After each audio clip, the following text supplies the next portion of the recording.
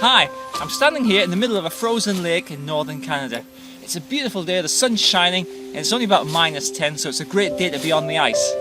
I'm going to snowshoe over to that island over there, and I can sit down and tell you a little bit more about why I'm making this film.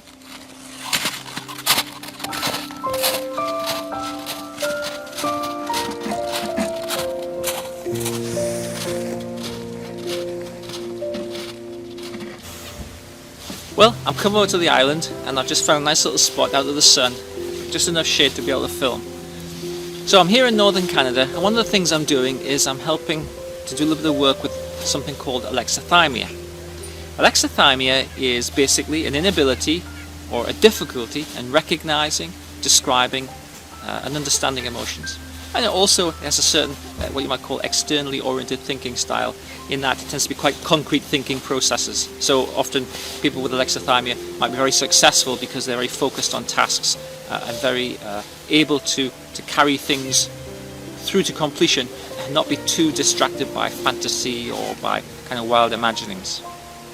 The thing about alexithymia, though, is that it's a fairly stable personality trait, we believe, and so therefore it's on a continuum.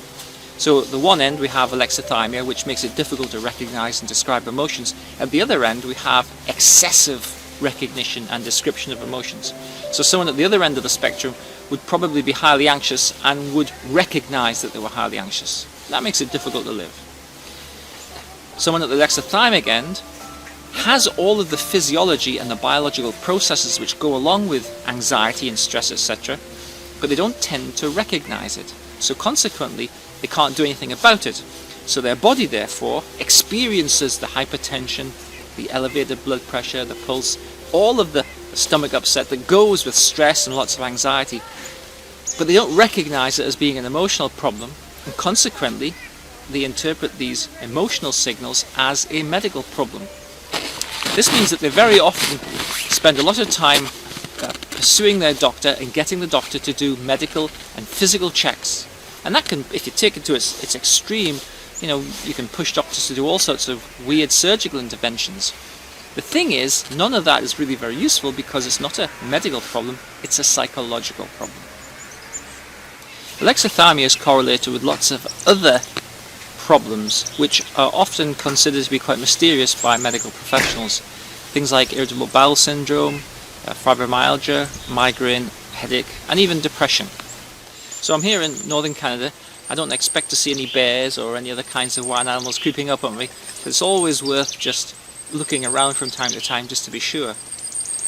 Because I'm in a completely different environment from my normal comfort zone, which was my office in Reading, and here I am.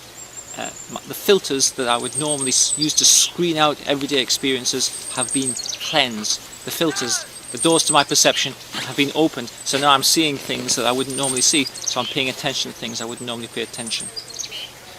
The emotional experience of everyday life is like that. You get used to filtering out stuff, to not paying attention to stuff. You get used to just basically accepting whatever happens as being the norm. And what we need to do sometimes is just to refresh those filters, just to say, well, you know what, let me pay attention to what's actually happening in my life. Let's just, if you're feeling not quite right, if you have something that's not quite right with your body, or if you have something that's not quite right in the circumstances of your life, then just try to refresh your filters a little bit and just see if there's anything that can be done to increase your vocabulary about the emotional experiences that you're having. Let me offer a little challenge to you. Do you feel that you can adequately describe your emotional experiences to people that are close to you, so that they can adequately enough understand where you're coming from, so that they can feel a sense of empathy? If you can do that, then you probably have a good vocabulary for your emotional world. If you can't do that, or if people complain that you don't share enough of your emotional experience, well, then you might potentially have what we might think of as an inadequate vocabulary to describe your emotional experience, and that would be something that we need to rectify. In the end, you can only understand what you have language for. And if you don't have language for your emotional world, then it's hard for you to understand it, and it's hard for the people that are close to you to understand it, share it with you, and help you process it. So, I'm in a new place, and I'm learning a new language. I'm learning about snow, and I'm learning about snowshoeing, and cross-country skiing, and and wild animals that walk around in the snow, and I'm looking at tracks and I'm learning how to tell the difference between a fox and a raccoon. I'm learning a new language. We always need to increase our vocabulary, and that's true of our emotional vocabulary. If you stick with what you've got, if it works, fine, but if it doesn't work, let's learn some new words to describe, understand and process our emotional world. Thanks for taking the time to watching this, and I'm Dr. David Purves in northern Canada on a frozen lake.